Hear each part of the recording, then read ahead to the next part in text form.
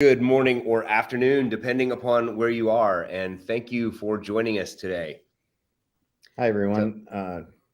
Rob and Jeremy here, but today we actually brought a couple special guest rock stars. So Aaron and Zeneb are going to join us to talk about integration. And while Jeremy and I get to sit back and Throw tell popcorn? Heckle? We'll throw popcorn? Okay, we'll throw We'll popcorn. probably interject and ask Actually, questions. no, people mostly throw popcorn at us when we're doing stuff. So but you guys are way smarter. So I don't think we'll do that. But I do have some dad jokes I'll try to interject. Yeah, we'll get. And so we will. I'll tell you, this isn't a joke. This is actually true. But so whenever Rob and I do meetings together with customers, one of our colleagues will ping me on Messenger afterwards and ask how long it took for him to bring up Camel in the meeting. We've both been big fans of Camel for a long time, and we should say I saw this presentation at DevNation this spring, right? It was this year, right? Yep. Yes. And really liked it a lot, and that's when we asked you. We hounded you to present for months and months. Well, it was a scheduling. I was not home all summer, so this is the first time I would have been able to do it. And I was super excited to ask Zeneb to come with me because she knows a lot more about this and does cooler things. So I think that's great. The last couple sessions that Jeremy and I've had, we've talked a lot about Quarkus. And our very last one, we talked about Quarkus testing. And you guys work with Quarkus. So you want to mention that a little bit? I know you're going to do a demo, but I know maybe, people haven't seen you before, so they want to know maybe a little bit about what you do. So I work on Quarkus less a little bit than I did in the past, but I brought Microprofile. Wow! Everybody's going to be mad at me. Micrometer support to Quarkus because of problems with Micrometer, with Microprofile metrics, which is just, that word salad is quite funny. But my background is app servers all the way to prehistory. And so I've worked with, I was at IBM for 21 years. So I worked with WebSphere on ZOS on the mainframe. Before actually it was WebSphere, and then WebSphere all across all the platforms. And then I was one of the founders of the project that became the project that was Liberty, which is now Open Liberty, and got to kick all of that off. And then now I get to work with Quarkus. And I have to say, Quarkus is just fun. It's just fun. Yeah. It's great and it's easy. And as much as I we've had some architectural and design and technical choices that we made when we were creating Liberty that have aged well. They were good, solid choices. Quarkus is funner. Which, it's but that's my baby. But no, I like Quarkus better. I'm going to do that. So I use the developer joy thing all the time. I'm going to start saying funner because I'm just going to Quarkus is funner. It's a word. It's a word. Funner is a word. Funner. I just am saying it is. I am asserting it's a word. You could totally use it. It's great. All right. All right. Zeneb, I don't know if Zeneb has opinions because she's done her own things. Yeah. Yeah. Well, I work in the Camel Quarkus project, which is the component of Apache Camel in the Quarkus. So I work on many extensions for Camel. For me, I'm working in Apache Camel for a little bit more than 3 years now. But before I was a developer using lots of open source libraries. And basically for 15 years, I have been most of the time on Java. So around Java. The biggest thing I worked on is, since I am in open source, is Apache Camel. Awesome. Which is why she's here. She knows a lot more than I do. Exactly. That's what I'm dying to hear. So, and you both know more than us. And you both know more than us, that's for sure. So that's hands down. So why don't you guys take it away? And sure. We'll see if with some questions. Is that okay? Oh, and I should ask you, if you guys, anybody who's watching, if you have questions, toss them in the chat. We can see the chat. Oh, absolutely. And do you, Aaron and Zeneb, do you prefer me to just interrupt you with questions, or? Yes. Wait till the end. Okay. All right. Very good. Yeah. Questions are way better than me. Blah, blah, blah. Questions are fun. Okay. All right. So how can I get my stuff? I have to dip my mouse on the right thing. And then, yeah, then it works. Okay. So we were talking, we were chatting before the stream about whether or not people are rebelling against microservices. So I know we said like this whole introduction is like integration patterns in microservices. So I did want to talk about like what the characteristics are with microservices anyway. And like there is a theme with Camel about integration patterns, which, you know, I'll get back to, but the 12 factors emerged as a best practice pattern. And you had all of the factors that you were supposed to is the wrong way to say it. Successful microservices followed these 12 factors. That's where they came from. They were emergent from actual successful practice. But what I found in looking at how people actually apply these when they try to create microservices is that they miss the most important factor. So they might get... Wait 1 second. John said that we are not live. What's going on here? Okay, go figure that out. Yeah. The link is not active. What? Wow. Okay, just a second. Yeah, John said he said there's 54 people waiting. What the hell? YouTube. I can't help you because I can't see. I had to go cancel. Yeah, sorry. So YouTube says we're good. So somewhere else that we're good. What? YouTube, we're good. You actually see I can us see in the chat. We have a chat incoming. YouTube is good. I'm live on YouTube. What? Okay, just keep going. No, wait a second. I don't think it is. Just a second. Let's You're going to trim all of this whole beginning part out for the rebroadcast, right? Yeah. Where I need to, I did this. Okay, so anybody that can see us live in YouTube while you're waiting for for Jeremy to find the right buttons, put in all of the questions that you might want to see if we can answer. Or if you have camel jokes, those are fine too. You can, as long as they're, you know, dad joke flavor work appropriate jokes. That's fine. Just a second. Okay, so John says he had to go to the main page on YouTube to find it. So it might just be a link issue. Yeah. Yeah, so we'll figure that out. I see it live with 3 or 6 people, but I guess it's not the right link. So Aaron, what do you call a camel that drives? A camel that drives? What? I can't hear you. Where's the...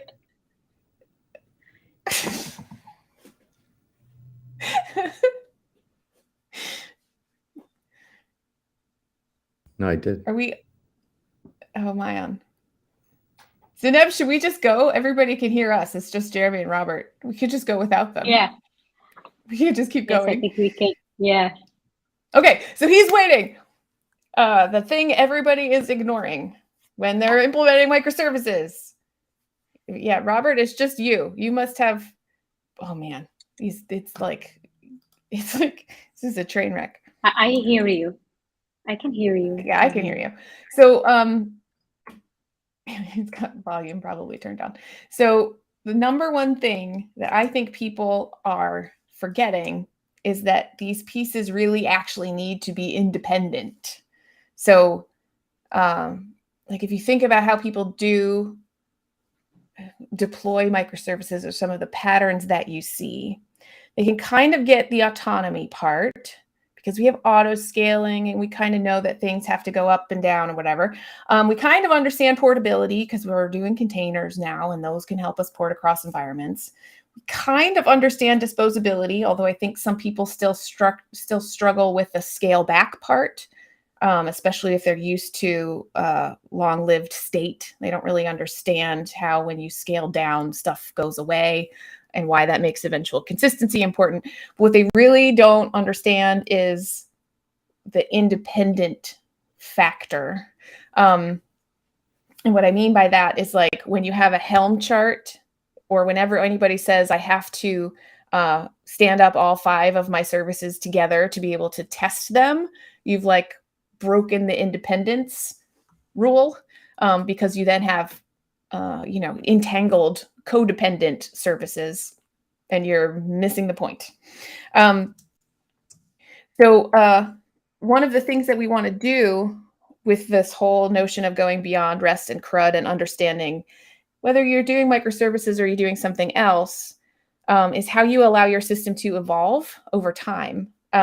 Because we do know that we usually don't start with a clean slate. I build really ridiculous things, so I very often start with a clean slate, but in real life, that's almost never what you have, which means you're always adapting between one thing and another thing.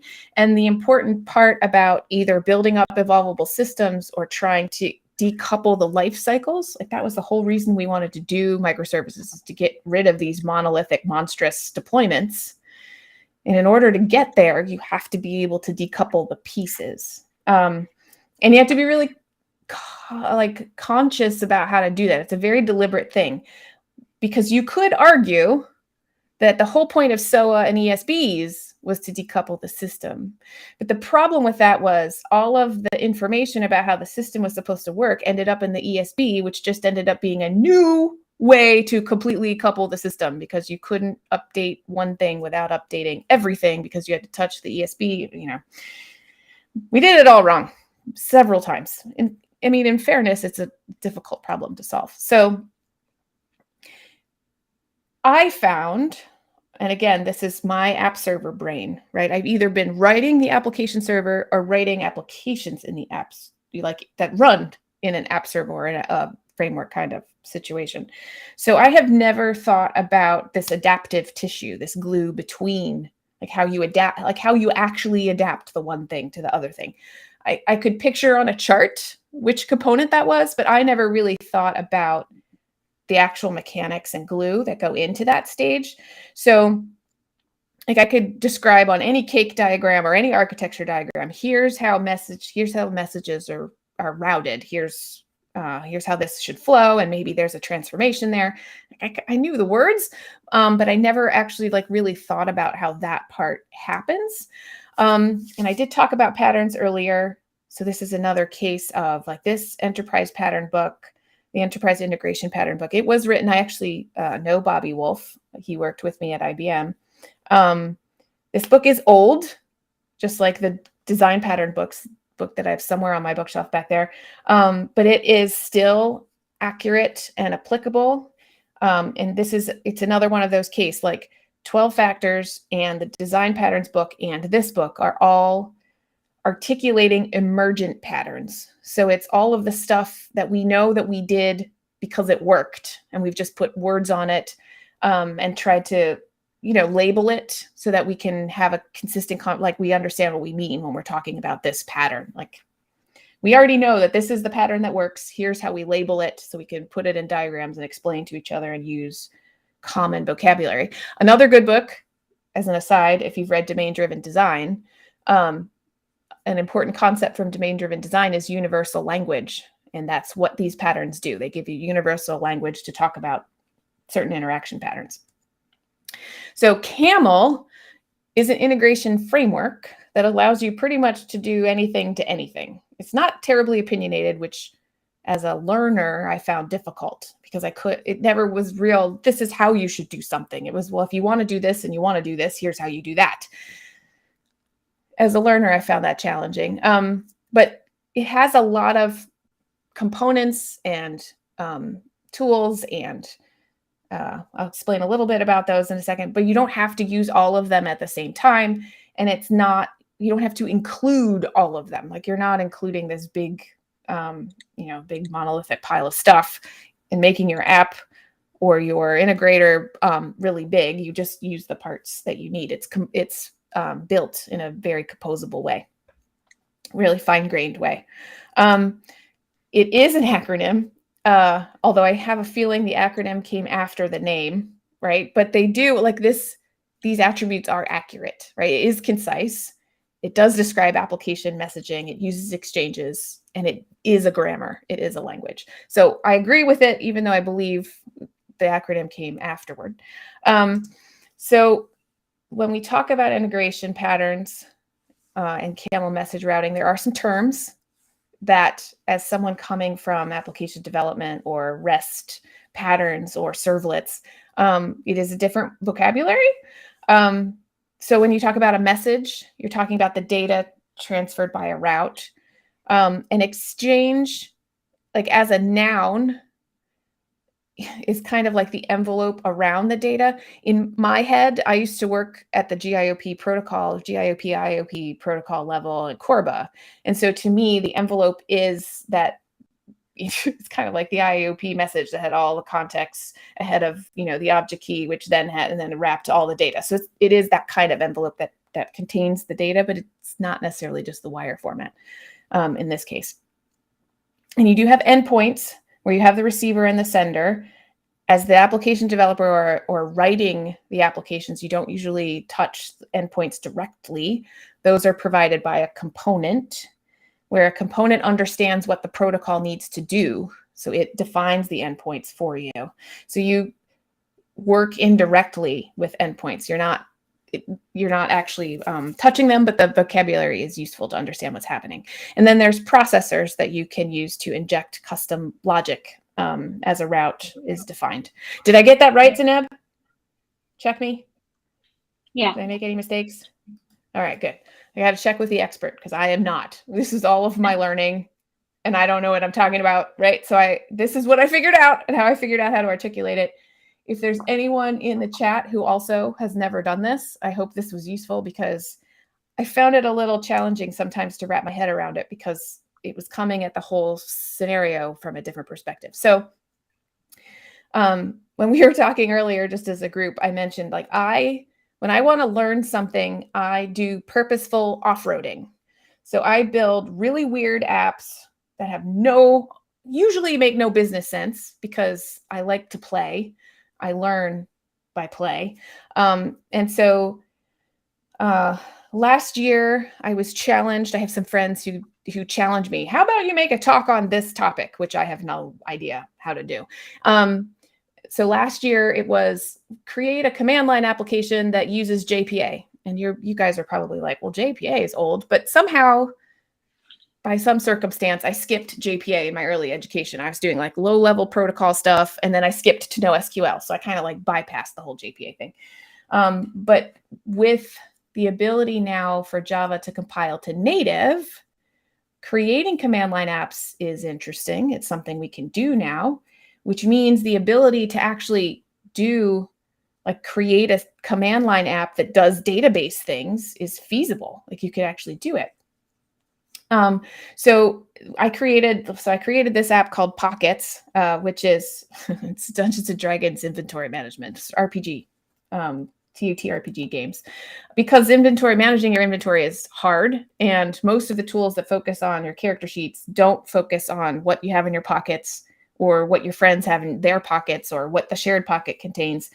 And so that app was just a good way for me to experiment with that. And I'm part of a couple different communities, and we started talking about this notion of shared pockets. And so another one of my friends was like, well, how about we do a talk on Camel or on integration patterns? And I was like, well, this problem about how do we share the contents of our pockets is an interesting variant on that problem. And so I expanded that. So my plan, I added a UI, and then I still have my CLI. And so what I wanted to do, and this is low cost for non-tech experts. So it deliberately, there's no web, there's no standing up containers. There's no connecting to an external service. There's no Kubernetes. It has to be totally self-contained because people just have to be able to run the thing or push a button and then have it do whatever it needs to do. And I didn't want it to cost anything, because some of the people that I work with, they wouldn't be able to afford to run something like this. So I wanted these two interfaces, these two interaction patterns to be able to go against the same data and get feedback for whatever changed, right? Visible to those sources. And then when I was thinking about how we would share what happened, I thought about making like a JSON log, single line, JSON representation of what happened, because that is merge friendly in some ways. And the community that I'm in, we really like running things with Markdown, having like a Markdown, a whole repository of notes and things in Markdown. And that gives you the opportunity to do like a richer display. Here's what my pockets have. Here's the items that I have. I can index them, like all the items or all the pockets, or, cross-reference and all kinds of crazy things. So I wanted to do that to come out. And then I wanted to leave room for, who knows what else? Camel, again, anything to anything. So Camel has support for writing to Google Sheets. Camel has support for going directly to Git. Camel, like the list of things I could do next, and Zeneb will demonstrate a few of them, right? Like sending messages to Telegram. So if somebody puts something in their pocket, I could send a message to the group chat. Like that'd be pretty cool. So we're not going to spend all day on this app, but for me, this was a demonstration of how I had to change my thinking. And then Zeneb will teach you or show you how to make everything that I did easier. So again, I purposefully offered it and did it the hard way. So this kind of endpoint definition is what I'm used to. I write JAX-RS style REST and have for decades. So when I think about REST, I think about this. This is what it looks like. When you're in Camel, because it's not opinionated, I could still do it this way, which I found confusing because I couldn't then bridge it to this whole other way of doing endpoint definition. Now this one bounces because what I'm trying to show is the compactness and the conciseness of this format. I'm defining multiple endpoints in about the same number of lines that in JAX-RS I have to define one endpoint. And of course, in that one endpoint definition, it doesn't actually include the business logic, so that one would get even a little bigger. But this one is, I can define many of them. It's very concise. The thing to notice, and we'll see this pattern continue and continue and continue, is that everything is strings. So you can see REST is a verb that's provided by a REST component that understands REST semantics. I can show then the path parameter is right there, goes to REST. I've got methods for get, methods for post, methods for put. They're just like little, it's a Fluent API, so they're just little methods there. You can see a to, which is how we connect these routes together. So every time you see a to, that's going to kick off a different route that processes things. You can see a type in there bouncing by, which is how I say I want the payload for that's sent to put to be converted into that type. So I specify the conversion right in there. I have a binding mode at the top, which tells it, okay, this is a REST binding mode. You're going to implicitly do JSON conversions using Jackson.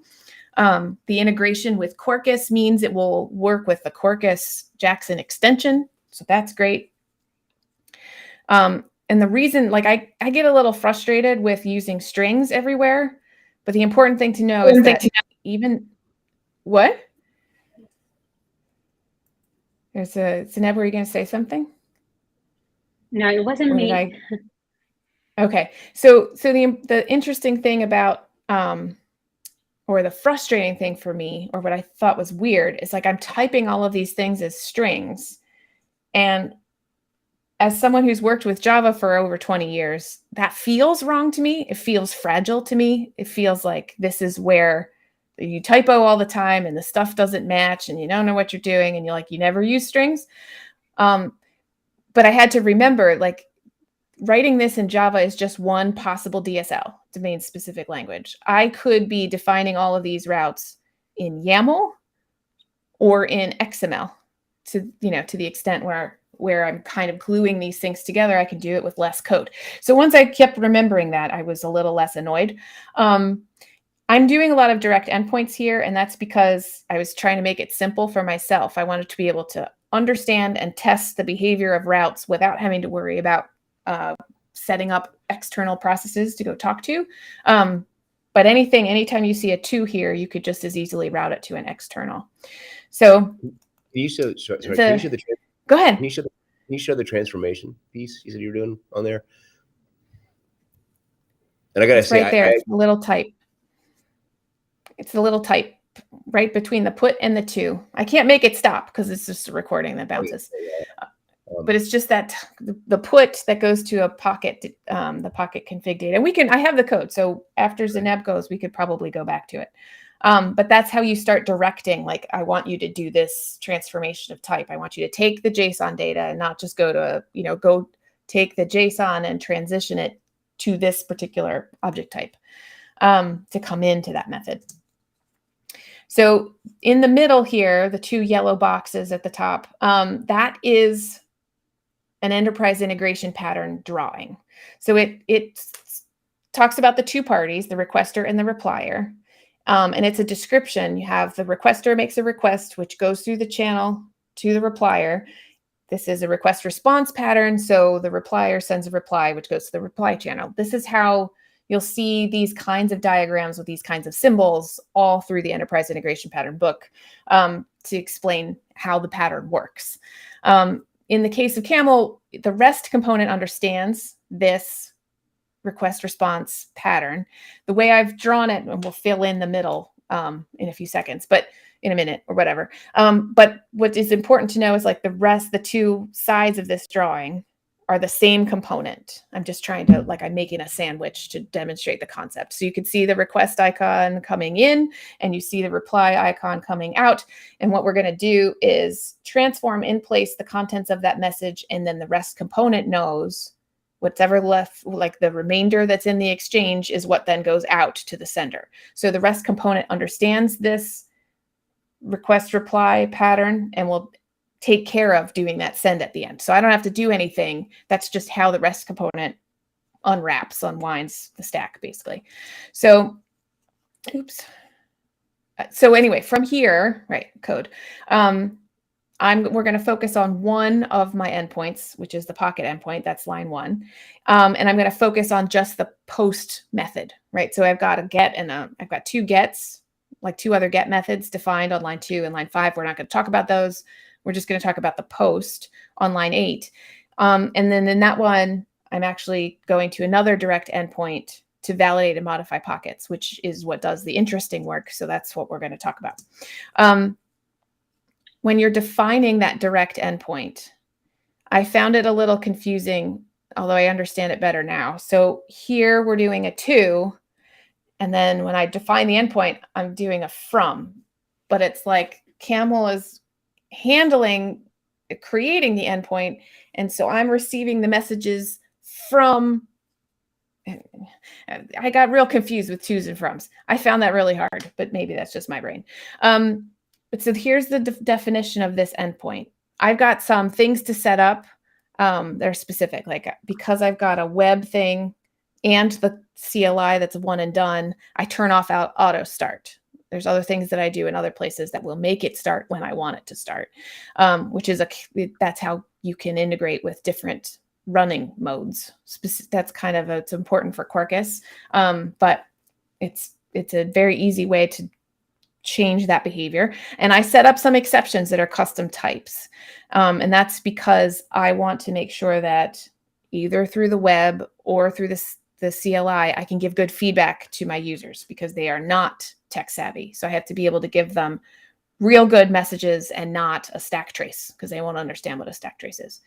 I always do a log before and after because when I did this, I have no idea what I'm doing. So I want to know what the payloads look like and what I've managed to do to them when I'm abusing them.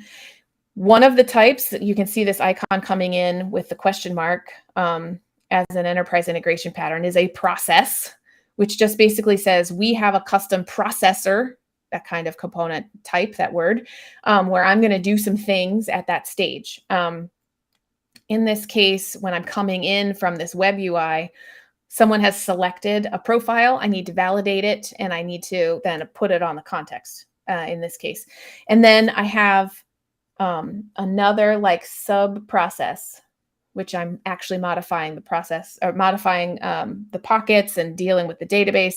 I don't want to go through what that does. It's super complicated. And this is if you were looking at like a real microservices one, that would be a candidate for a call out to an actual service. In this case, it's in process, but this could be like the call out and the response from calling an external service,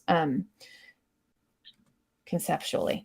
And I think, yeah, the bean is I'm calling a bean here to do that route, to do the route handler for this. And this is where I start setting up, again, because I have the request that I want and the response that I want, and I want it to work the same from two different sources. I invoke the bean. I use the bean method to define the route. I have a web route handler. I define the signature. That's a bit of reflection to decide on the web route handler, I'm going to invoke this do modification method. And that sets up a modification request with the profile name, sets a context, invokes the method, and returns the response. So that's a way that we can route into a camel that you can use a bean in camel to inject and perform tasks. My brain is not working. And the last thing I have in this route is a wiretap. And wiretap is really cool. We'll show what that is, but you can see it's got its own little, it's another pattern that's well known. It's a T in the path, and everything that happens under the T so it's like I've done the process with modify pockets. I have an exchange that has basically the stuff that I want to return to the original requester, whether that's the CLI or the web. When I get to the wiretap, I basically make a copy. So the result goes out to the requester, that request response flow finishes, and then the wiretap takes that copy and can do additional things with it. You can observe or log or do additional queuing or any other processing that you want to do. And I do a lot in that case. The CLI has a similar flow with some variants. I don't have to the flow in of what that profile is just, it's command line verification. I can create that modification. I have to create the modification request pseudo manually because I'm not coming in through REST where automatic transformations would happen. And then on line 11, I call the same modify pockets method. I just do it a little more directly in that case because of where I am in the chain. Because I'm calling that modify pockets directly, this is one way in Camel to connect code to routes. So I can define an interface, doesn't do anything. It's just a signature. But then you can see on line 10, you use an annotation to bind that signature to a route. So when I invoke that method directly, which is line 2 is a repetition of what was in the middle of my code. When I invoke that method, I am invoking the route. I am kicking off the route with the required request and response, which is identical to what the REST path uses. So to make the sandwich in the same way, I've got the direct endpoint on either end. Whoops, what did I just do? I don't know what I just did. I did something. There it is. Okay, so I've got the modify pockets. I've got my logs, which is the same. In this case, because I'm coming from the CLI, I'm doing the modify pockets a little sooner. And it's just a semantic difference in how things are processed. So I have to set the profile into the context afterwards. It's just a little bit of a different invocation flow, but I'm not writing a lot of code or having to do a lot of, there's not a lot of difference here. It's like the order of lines in the two route definitions is different, and that's it. I'm not chasing a lot of extra code that I have to look for microscopic differences in. And so I just have to take the profile that was in the response and put it in the header because the wiretap expects it in the header. So I just have to make sure it's there. And then I use the exact same entire wiretap on the response. And then that response goes back to my CLI, which can print the nice response. Like it can print the information out as the command line output. Perfect. I don't have to write a bunch of stuff twice. I'm super happy about that. Wiretap is cool. I think some of what Zaneb will show you, you could picture like this is your fan out of I have a message, I want to do all these cool things and send it in all these different places. And it doesn't require a lot of code to do it. So in this case, I'm trying to say, okay, I get to the emit route. Remember, I'm using direct endpoints because I just wanted to simplify my life with how much I had to deal with. I'm going to call a handler. And what the handler does is it checks my config. This is just for me. So it checks. So line 7 is JSON log enabled. Line 14 is Markdown enabled. If I have other things, I could check for other things to just keep saying this. Yeah, this emitter is enabled. This emitter is enabled. This emitter is enabled. Line 17, I combine them all into a comma separated list, which is what the recipient list, which is another pattern. Right, so here I'm in the middle of a route off of a wiretap, and I'm going to use another integration pattern called a recipient list to take the header containing the comma-separated list of routes and call them all. So I've got my copy of the output. I am now going to spread it across however many things I have enabled. And then on line 5, I'm going to do those in parallel. I have to say this is a lot easier than writing my own executor. Or doing a lot of other things that take a lot more, like that's so compact, and Camel just does all of the stuff. I actually was like, why do we ever do it the other way?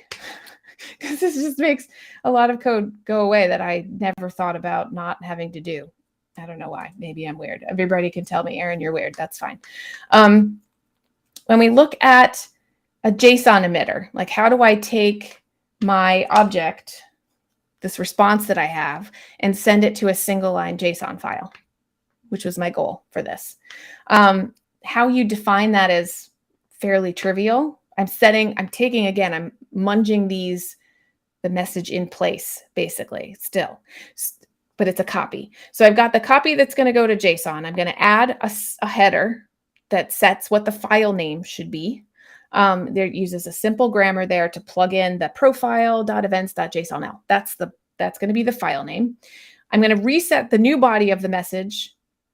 So I'm going to take the old body of the message on line 10. This is what I'm doing. I'm going to take the old body of the message and I'm going to transfer it to a single line JSON string and set that as the new body of the message. And then I'm going to use 2 with a capital D is special. It means it's like a dynamic 2. It means Camel at build time, you cannot optimize your understanding of what this route is. Thou shalt wait and use grammar to figure out at runtime what that value needs to be. And so at that point, I can say, here's the file. File is a component. It's a basic part of Camel. I don't have to define it or code anything to make that work, aside from ensuring the file Camel component is in my class path somewhere. So I'm going to say, use the file component, write to that file, append to it if it exists with a line ending character, \n. So I do the next line. And if the body is empty, that's fine. We'll add a line. So that's how I get a JSON log that just contains all of the events that have happened. The markdown emitter, remember that was the other thing I wanted to do, is take these changes and make a pile of markdown files for them. And this one, it's like the general flow is the same. I have an endpoint. I've got my exceptions that I'm going to handle. I'm going to use a bean in this case to inject custom logic for how these markdown files should be emitted.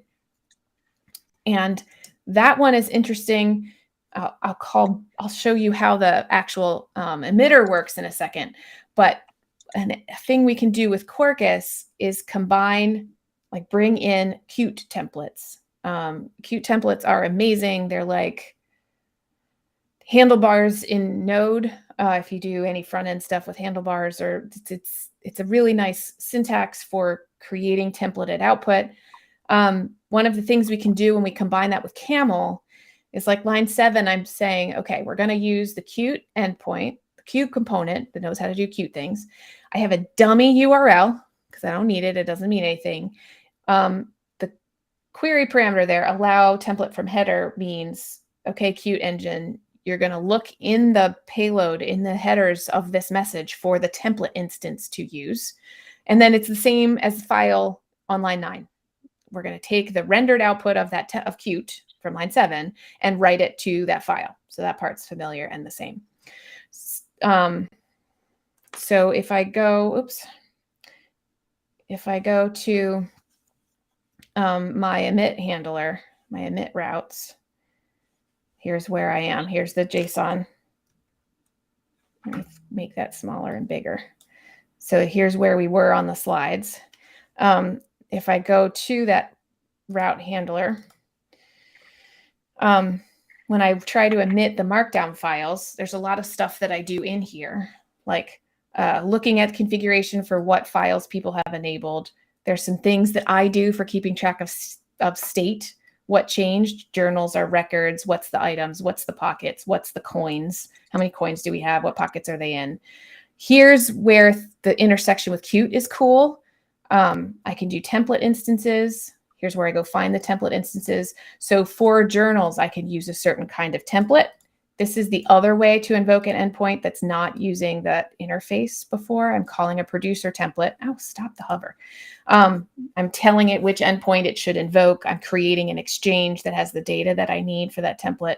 And I can then do the same for items in the inventory, for pockets and I get then out of that a whole collection of markdown files.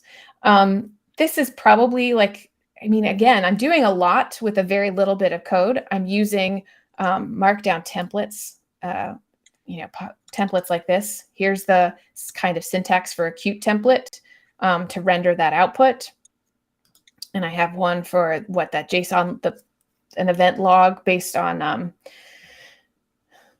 the journal output, right? What pockets look like. When I'm trying to run, I want to let Zeneb do the cool things. But if we scroll up a little bit to look at output, you can see I've got, let me see if I can find a good one, a good test. Here's a nice big long one. In this one, I'm invoking here. I'm invoking the emitter routes, and you can start to see where the exchange patterns are, what the body type is. I have the mock config that I'm using, which is normal. Here's where I start to load what my templates are. You can start to see what that body looks like as it's emitting those templates. And you can see where it forks and says, I'm going to do 3 things at the same time because I did that in parallel. Whoops. If I go down to the target, I want to let Zeneb do all the cool things because I did this the hard way. So if I look at what was generated, no, that's not what I want. I want this one. So what's if I look at the hard way, I did all of this with manual string manipulation and understanding, like hard coding all of this stuff and figuring it all out myself. So if I look at some of the output, like here's the JSON log that I wrote with that JSON emitter, right? So it contains the stringified record of the actions that I performed on my pockets. If I look at the add item, right, where I went to that markdown thing and generated a bunch of files for it, I have an event log, which if we look at the preview, right, what would show up in my notes that I would like, right? I get this nice event log that shows what happens. I'd be writing this file from scratch every time, but usually that's okay. I can have a nice inventory, right, where I can see here's the pockets that I have, here's the currency that I have, here's the items that I have, if I looked at it as like an index of inventory. But I could just look at the backpack, right, and see, okay, here's what's in this particular backpack. And so the idea then is I could share this single line JSON activity for a pocket with my friends, and they would be able to render the same information in a similar format, and then we can all see our pockets. So that was like my goal for my demo, and I tried to show my thought process on why I did it and the kinds of patterns that I used, specifically like the recipient list, the wiretap, integrating with Qt in order to really show. I don't know. For me, like I needed a purpose and reason for doing that.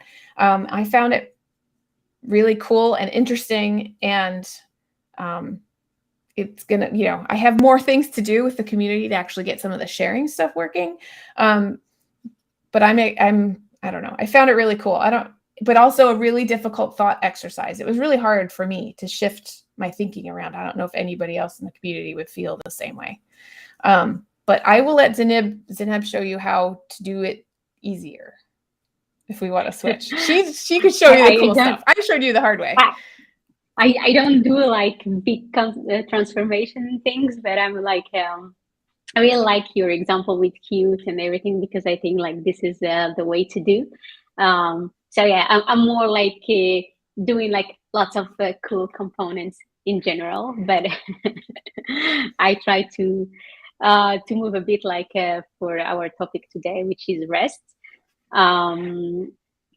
So yeah, just to in order if some people don't know, because you showed so many things that when you was thinking about message, always know that there is a body and headers, maybe other things in the message, and that's when you are in one route, like if we don't change at some step the body or the headers, they're still there until like one of those lines of the route like changes completely the body. So one of the things is to be aware also when you do, at what time you send your data or you use the recipient list or wiretap.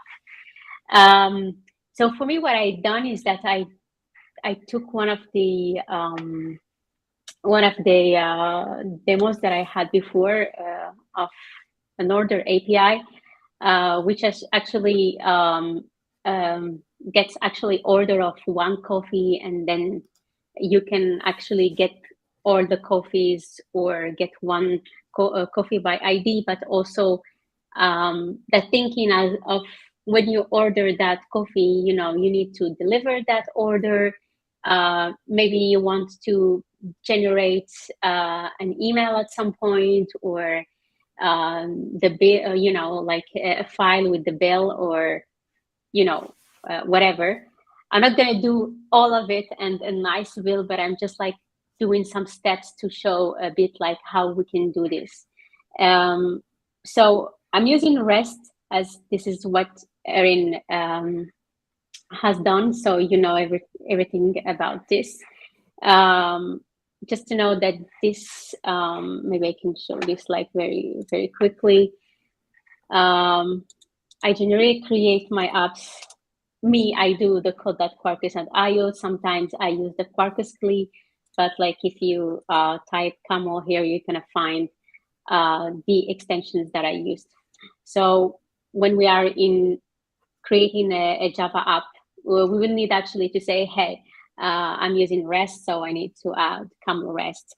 I'm using Telegram, so I am going to pick Telegram. So all of those needs to be actually in the in our pom.xml. So here I have like some Quarkus things, and I have some Camel things. And in order to write and read from the database, what we can use like lots of components. What I'm using is JPA. I don't know if it's GPA or JPA. Sorry for my English, but yeah, I have my order here, so I have like the basic information that we have. I have a named query here, but this is like my simple Java object, and the ID is generated. But at the beginning, I have like some random coffee that comes in this way, because I don't have anything to generate data, so I'm using a random API that gets me the information like this. But this is not what I want in my database. I want my information to be this way. So I'm using my own Java bean, where I take that Java object and I just like return it the way I want in a coffee order. And here I just generate a very basic notification. So I'm just notifying someone to deliver my message in Telegram. So I just want to like one line, like saying, hey, you need to go deliver one order, and that order has that ID. and that person is supposed actually to use some app that we call this API. So my REST actually endpoints, I have 3. So I have a post like when I create an order, and I have this one to list all the coffee orders, and I have one that can give me one specific coffee order so that the delivery people can know where to show them. So the data is really basic. And I have another route. So of course, all the classes for routes, the extends route builder, and the methods are in configure. If we do it the Java way, and here what I have is that just have my routes. So these one are very basic. So if you want to, you can add like exception handling errors. You can add logs in a very specific way of logging. You can even define something like for all the app. So that's for a more advanced thing and some of the things that Erin has shown. But here, like just to know, like when I use Camo, if I want to insert an order, I just like do this line, and it's gonna handle it for me.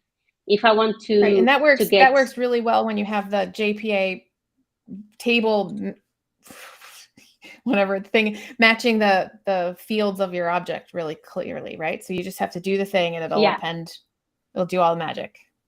Yeah, and here I did two different things. Is here I create my query myself from that class that is an entity, and using the header ID in order to get the ID. And here I am using the named query. But of course, you can use other stuff in Camel. But this is like what I need to create an order, to get all orders, and to get one. And I don't have a database, so I'm going to use Quarkus Dev Services. So all I'm going to say is drop and create. I have the extensions from PostgreSQL, the Quarkus one. If you don't have one of those ones, like Camel GPA would say, like you need to bring one extension for database, or otherwise doesn't know what to do. So I'm just gonna start the app. I have a question. So is it typical practice? I noticed both of y'all had like you basically built out like one route had all of your REST things, and then there was another route that kind of did the work. Yeah, actually, what I did is that so here I defined my routes. And generally, when you look at the routes written by people, when it's too long like that, they use that direct. So direct actually will create another endpoint that is not based on any component, but it's just like you, in order so that it's easier. So here I have a direct add order and orders API order. Yep. And this is what will happen if you did a get, if you did a post, and if you go to the other one, just to show that you can actually split them. They can be in the same Java class. You can split them in other class. It still works. Yeah, for me, Jeremy, I do that because as someone who thinks about what my REST API looks like, is it consistent? Like, does it follow a pattern? Do the verbs make sense with each other? And do the query parameters make sense with each other? I would pick that really condensed format and move the extra stuff out specifically so I can see, do my post, like, does the get, post, put verbs make sense with the query parameters? Like, is this a logical set of things that would be intelligible for another person without necessarily having to go do an open API, open API definition view, right? Like, I just want to make sure when I'm writing these things, do they make sense next to each other as a whole? Yeah, that makes sense. Yeah. So here I created one. So it says, thank you for your order. We're going to go back and check that this is what I wanted to have as a message. And then here I can see that I have only one, which is the blind name Hello Forester. And if I get this first one, which ID 1, I have this one. I can try to get another random data to post, just to have some data, easy data. So here I'm gonna have like the other one, which is different. And if I try the 2, I would have. If I try another ID that I don't have, I still have something empty. So that was like so easy to do this. So what I want is like, okay, so I have these ones, but I want to have like generate a file, just to have like an idea of what we can have. Like, for example, go to your account, you ordered coffee, you want to click on the orders, you have a file, but also that the person that needs to prepare the order, just to have like a message. So here I have my bot. It's a Camel Focus bot that I use lots of times, and I do have. Where is my Chrome? I do have here a bucket in Amazon S3 where I don't have any files. So what I want to do is to add at some point the wiretap, for example, at this point. So here that I send the message to JPA, I want to just do something to notify. And it's complaining, yeah, because I don't have the directly notify. And then I just gonna pull them because I'm not gonna. That's not it. Of course, I don't have the right keyboard. I'm sorry. Notify, and that is the camel extension magic, right? Is that the camel extension doing that? I noticed you have actually camel there, or you have magic buttons. Yeah, I have magic button. Actually, the camel, I have here the plugin. It's the Apache Camel. And of course, like here, if I do, let's say Telegram, here he's going to say you need a type. One of the type is bots. And it can give me, like, for example, the properties that I can use. Way less typo. See, this is you can do here the camel breakpoint. Because if you do the simple Java line breakpoint, it does not gonna go inside. And the same way, because here I have, for example, for Telegram and S3, I have like those properties also here. I don't copy paste them. What I do is I do camel that component. For example, here I want, I don't know, secrets manager. It's gonna tell me access key. Yeah, this is how you do strings without typing them. Yeah. And I am on IntelliJ, but yeah, if you are on VS Code or Eclipse, it seems that it works better. But this one is like more the magic of IntelliJ, that I have like my my templates, and if I do like that, I have demo what I need, notify delivery. So this one, like you can, for example, imagine that you're gonna push this to Kafka or something, and then like those events will go elsewhere. But here, for example, to send to Amazon S3, I just want to send a JSON file. So remember, it's the coffee order Java. So here I'm just telling it like, switch this to JSON. I'm adding a key. It's going to be the key for the file, and because just the demo, I'm using a random UID. Here I'm just logging and I'm sending to my bucket name. So this is also something, if you don't want to, type something, or maybe the name are not the same in production and in test environment, you can actually use this this kind of thing. So this is defined in my properties, and then you can, even here, for example, I'm using all environment variables. So for my token, for my chat ID, So you can use it this way. Like, for example, if you are on Kubernetes or something, this is how I do it personally. And here also I did the same thing from the chat ID. So here I'm just like using my bean to generate that message, and I say, hey, I am sending it to my chat ID. So here, the magic of dev mode, live reload. If I do this again, if I send one order, you know, it generates me a message. If I go to Amazon S3, I have a file, and this file which contained the JSON. That's it.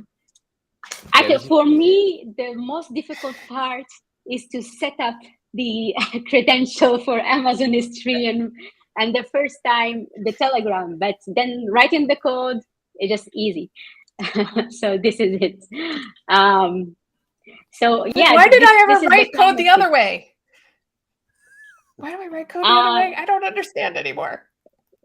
Yeah, it's really succinct, right? I mean, this is really nice and succinct, and it's pretty easy to read once you kind of wrap your head around it. Because yeah, it says what it's doing, right?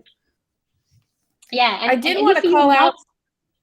If you're not a Java developer, you could do like YAML files for Kubernetes, and there are lots of tools that can help you actually write things. So let me check, where is it? I have something here, for example, which is just one of the things that we have in community. So yeah, this is like, it's gonna generate you a YAML file. You can have like your components, like here you can do REST, then you could do set body, for example. So you see here, there's the component, and here's like, you can have the choice, for example, and you just click here and you have a when, you have an otherwise. What is this? And then you go to the source and you have like the route. And this is Kyoto. This is VS Code actually. So there is Kyoto, there is Caravan. There are two tools that you can do those files that you're gonna deploy directly to Kubernetes. And for example, here I set some components. I set here just an expression. I'm not like, and because I don't want to run it on Kubernetes, I can use Camel JBang, but I don't have to do it myself because so it's not running today, but it was running, but you know, if it was like well defined, it should run, or maybe I know why it's not running. I think it's just maybe the same for the demo things. So I did want to call out before we went too far. The endpoint, like when you define the endpoint for, if you go back to your code in IntelliJ with the credentials. So she's using 2 there, where I had a place that was 2 dynamic. And the difference is when you have environment variables that can be read and stored one and done at startup time, right? And so then when I was using 2 dynamic, it's like you can't do that until the route is run, right? Because it's variables that come in with the request. So that's the difference between the 2, right? So the 2 is I'm going to use the stuff that's present at startup, environment variables, startup properties, whatever. And then 2 dynamic is at invocation time. I'm going to calculate that. That's the difference between the 2. Yeah, for example, when you use here the header ID, you need to be on this exchange that has that header ID, the copy order that you are searching. So at this time you have these 2 dynamic, but this one is gonna be here at startup time. That's the thing. So that was like my demo. I always show a demo when you can like connect to many things very easily, and of course you can change some of the things. You can, instead of sending to S3 another time, you're gonna send to something in Azure, for example, and you don't have to change a lot of the code. Like you're gonna change very very easily the sender part. when you are on Java, the cool thing is that you can use processor, you can use the beans, so you can do something like very more complexity than when you are on a YAML file for example, for Kubernetes. And of course, you can deploy this on Kubernetes. And I always show Java because I like the Java DSL, and I know that I'm not gonna be stuck on it because of a space in YAML. So yeah, I'm fan of Java. If you're using Kubernetes, you're already using a lot of YAML. So yeah. Yeah, but I do like yeah. Go ahead. What I was like saying that is you like have the when you are camel plugin. So yes, you need yeah. Right now, at the beginning of the Quarkus tree, it was not ready yet, but right now it's working. So if you are on IntelliJ, but if you are on VS Code, you should probably have like more things and that are available. Yeah, thanks. This is really cool. I really like the conciseness, and I agreed. Like Aaron, the same. I've written JAX-RS for ages, right? And I always thought JAX-RS was pretty nice, like pretty nice API, right? But this is definitely much more concise and allows you to do a lot of things. And what I like is, like you say right there, you know, your bean is calling a bean, log is logging, right? You know, wiretap. I mean, it's really descriptive of what's happening. Like once you kind of get your head around what this does, you can come look at somebody else's code, right? And code's read more than it's written. And it's pretty obvious what's going on, right? I like it because I like camel anyway, but you can add things really easy here that are not that take a lot more code the other way. So like if you wanted to add exception handling, that's, you know, one line of code. But if you want to actually take action on it or do something dynamic, so you could do. There's a lot. Camel has a lot of things like built in, like a dynamic router or slip routing kind of thing, right? So I could fork off the call and say, you know, based on a conditional, and make it really concise, because it would just say dynamic router dot dynamic router right there, and then create a rule that sends it someplace else. It's just so easy. Oh, and earlier, I have to go back to this, but earlier I said a joke, and I couldn't actually hear myself for technical reasons here. Do you remember what that was, Aaron? no. Oh, you don't? Kind of. Oh, okay. Yeah. Yeah, I have to get the dad joke in here, right? So, you know, let's see. You know, where do you park a camel? Where? In a Camelot, right? So what do you call a camel that cries? What? A humpback whale. Oh no! Okay, that's terrible. I got one more word really that's worse than those. So what kind of camel throws a hissy fit when you milk it? What? A dromedary. Okay, there you go.